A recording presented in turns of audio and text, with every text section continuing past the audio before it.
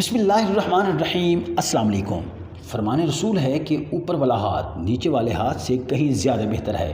یعنی کہ مانگنے والے سے دینے والا بہت ہی اچھا ہے۔ مگر بدقسمتی سے ہمارے ملک پاکستان میں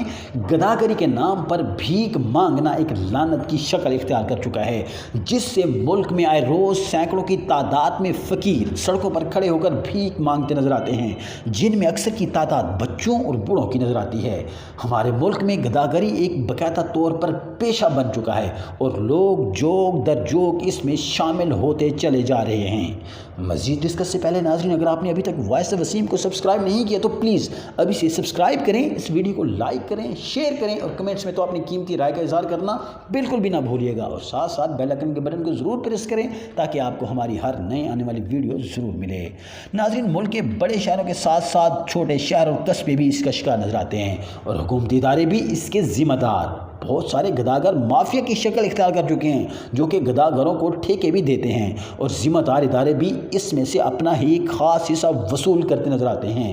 گداگری نہ صرف ملک کے لیے بدنامی اور رسوائی کا سبب بلکہ یہ بہت سارے جرائم کو بھی جنم دیتی ہے۔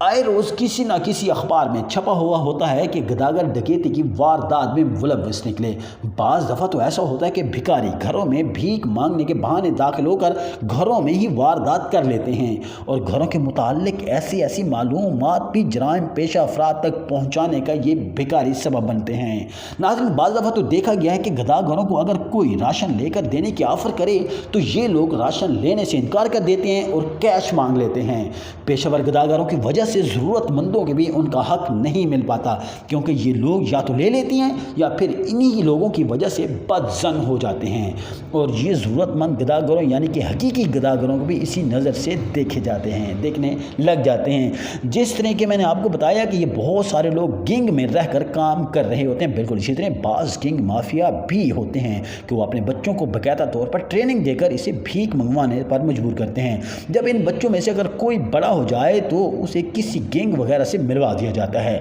جس میں یہ رہ کر کام کر رہے ہوتے ہیں، اور بہت سارے گینگ مافیا اس طرح کے ہوتے ہیں کہ یہ بچوں سے کام لینے کے لیے اپنے بچوں کے جسم کے کسی بھی حصے کو مفلوج کرنے پہ مجبور ہو جاتے ہیں، اور بعض دفعہ ان لوگوں پر بے انتہا ظلم بھی کیے جاتے ہیں جس سے یہ بھیک مانگنے پر مجبور ہو جاتے ہیں۔ اور ناظرین، اکثر لوگ گینگ مافیا کے دباؤ میں آ کر بھی کام کر رہے ہوتے ہیں، اور آپ لوگوں کو چاہیے کہ اس پیشہ سے وابستہ لوگوں کی حوصلہ شکنی کریں اور اپنی خیرات وغیرہ اپنے عزیز و اقارب اور محلے میں ضرورت مندوں اور خاص کر دینی مدارس کے وہ بچے جو دور دراز علاقوں سے چل کر دین اسلام کی تعلیم کے لیے مدارس کا رخ کرتے ہیں، آپ کو چاہیے کہ جس کا حکم اسلام اور شریعت بھی دیتی ہے کہ اپنی زکوٰۃ خیرات وغیرہ کا اگر آپ نے صحیح حقدار دیکھنا ہے تو یہ دینی مدارس ہیں، تو آپ شریعت اور اسلام کے حکم کے مطابق ان دینی مدارس کو اپنی خیرات اور اپنی باقی زکوٰۃ وغیرہ جو بھی ہے وہ انہی کو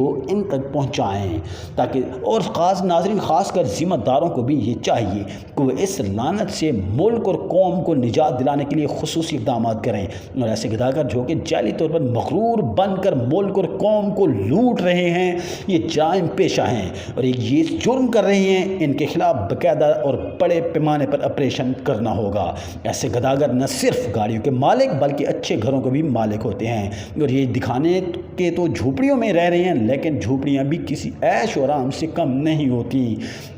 اس پر میں تو اپنی ڈاکومنٹری تیار کر ہی رہا ہوں آپ عوام کے لیے، تاکہ آپ اس جہاد میں خود حصہ لے کر اس لعنت سے ہماری قوم کو، ہمارے ملک کو چھٹکارا حاصل کرنا ہوگا۔ تو آپ میں سے ہر شخص کو اس میں اپنی ایفرٹ کے مطابق کردار ادا کرنا ہوگا۔ اور ناظرین، ایک سروے کی رپورٹ کے مطابق ملک کی 80% آبادی ناخواندہ ہے، جس میں اکثر کی تعداد بھکاریوں کی شکل اختیار کر چکی ہے اور بھیک مانگتے ہوئے نظر آتے ہیں۔ بعض بھکاری دکھانے کے فقیر ہوتے ہیں لیکن وہ اصل میں گاڑیوں کے مالک اور اچھے گھروں کے بھی مالک ہوتے ہیں۔ اگر ان کی جھوپڑیوں کو اندر سے دیکھا تو देखने पर पता चलता है कि इनकी झोपड़ियों में भी डिश, केबल और दूसरी लग्जरीज मौजूद हैं। मैंने एक ऐसे गदागर का इंटरव्यू किया तो पता चला कि ये लोग कहने पे तो और दिखने में और कुछ, अक्सर हकीकत में कुछ होते हैं। इनकी ज़बानी थी कि ये कहते हैं कि हम लोग ये काम खुद ही की तस्कीन के लिए करते हैं, क्योंकि इन सब के बगैर हम लोग खुद को बेसुकून समझते हैं। भीख मांगने को अपना शौर बना रखा है। मैंने एक मरतबा इत्तेफाक से एक ऐसे गदागर की झोंपड़ी का विज़िट किया और विज़िट करने पर मैं हैरान रह गया कि उसमें एसी लगा हुआ है। पूछने पर उसने बताया कि मैं अक्सर बीमार रहता हूँ और गर्मी बर्दाश्त नहीं होती, इसलिए टक्का जोड़ कर ये लगवाया है। क्या हम लोग इंतहाई ज़रूरत में भी ऐसे करने के मुतहम्मिल हो सकते हैं? नाज़रीन, एक बार नहीं 100 बार सोचिएगा।